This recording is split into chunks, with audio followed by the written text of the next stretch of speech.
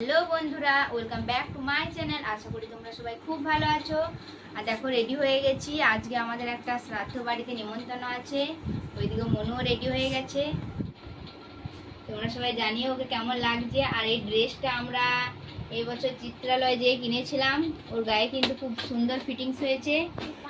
আর তোমাদের দাদা ভাইও চলে এসছে। ও ডিউটি গিয়েছিল, একটু আগেই বাড়ি এলো। এখন প্রায় 12:30 থেকে 1টা বাজবে।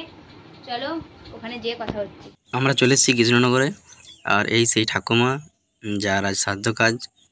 তো এখানে এসে প্রথমে এই ঠাকুমাকে দর্শন করে নিলাম। এই দেখো ঠাকুমার একটা ছবি, এখানে মালা দিয়ে সাজানো আছে। আর ওইদিকে তো তাপসদা খেতে বসেছে। আর ওর তো খাবারের প্রচুর রেস্ট্রিকশান। ও তো কোনো কিছু অয়েলি ফুড বা অনেক কিছু খেতে পাবে না। সেই জন্য ওকে আলাদা করে স্পেশালভাবে খাওয়ানো হচ্ছে সব কিছু সেদ্ধ সেদ্ধ, ডাল সেদ্ধ, আলু সেদ্ধ, পটল সেদ্ধ। হ্যাঁ, এখানে ওকে আলাদাভাবে খাওয়ানো হচ্ছে ভেতরে। এদিকে আমরাও খেতে বসে গেছি। প্রথমেই পড়ে গেছে শাক, স্যালাড। স্যালাডটা কচমচ করে খেতে না খেতেই চলে এলো গরম গরম বেগনি। ওইদিকে বেটু দাঁড়িয়ে দাঁড়িয়ে খাচ্ছে। এরপরে চলে এলো সাদা ভাত। সাদা ভাত তো আমাদের এখানে বেশ কমন জিনিস, কারণ সাদা ভাত তো আমাদের এখানে চাই। তার সঙ্গে চলে এলো মিক্স ভেজ। ওইদিকে বেটু দেখো শাক দিয়ে ভাত খাচ্ছে। এত সুন্দরভাবে তো কোনোদিনও খাইনি। আর শাকটাকে ভাতের মধ্যে মেখে নিজে নিজে অল্প অল্প করে খাচ্ছে। খুব ভালো জিনিস শাক ভাত খাওয়া। ওইদিকে আমাদের কাছে চলে এলো ডাল, সোনা মুগ ডাল। সবজিগুলো বেশ সুন্দর হয়েছিল। আমরা এখানে এসেই খেতে বসে পড়েছি, কারণ অনেকটা দেরি হয়ে গেছিল। আর খিদে তো প্রচণ্ড পেয়েছে, তাই আর দেরি না করে ফটফট বসে পড়েছি। এখানে দিয়ে দিল আবার পনির, পটল পনির। এই প্রথম আমরা পটল পনির খেলাম, কারণ পটল চিংড়ি খেয়েছি কিন্তু পটল পনির কোনোদিনও খাইনি। বেশ রান্নাটা কিন্তু খুব সুন্দর হয়েছিল। আর এখানে পড়ে গেল চিকেন। চিকেন তো বেটু খাই, কিন্তু ওকে ধুয়ে দিতে হবে, সেই জন্য ওর মা ওকে এক পিস ধুয়ে দিয়ে দিল।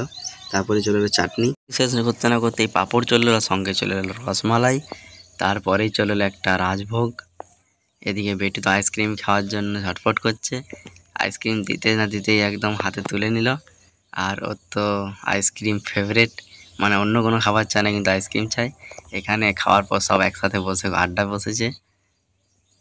দেখো এইদিকে হচ্ছে আমাদের সুদর্শন ভাইয়ের পুরো বাড়িটা। ওর বাউন্ডারির ভিতরেই প্যান্ডেল হয়ে গেছে, কারণ ভিতরে অনেকটা পরিমাণে জায়গা।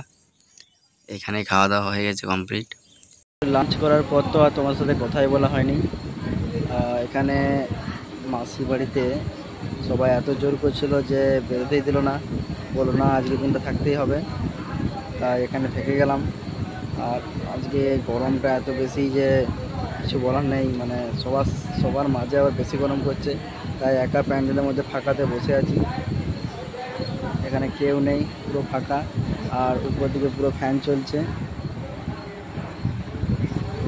এতগুলো ফ্যানের হাওয়াতে বেশ ভালোই ঠান্ডা ঠান্ডা ওয়েদার আছে এখানে। আর ওইদিকে তো সবাই মিলে বসে আছে, সব গল্প গুজব করছে, কিন্তু এত গরম থাকা যাচ্ছে না, পুরো জামা ভিজে যাচ্ছে ঘামে।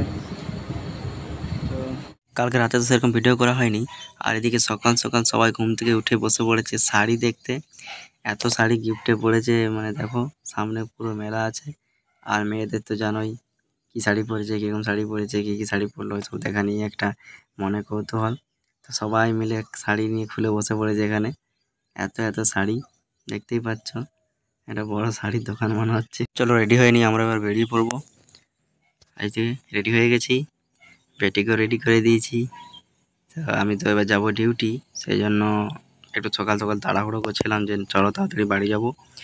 ওদেরকে জামাইবাবু নিয়ে চলে যাবে ব্যারেজ থেকে, আমি ব্যারেজ থেকে দুর্গাপুর চলে যাব।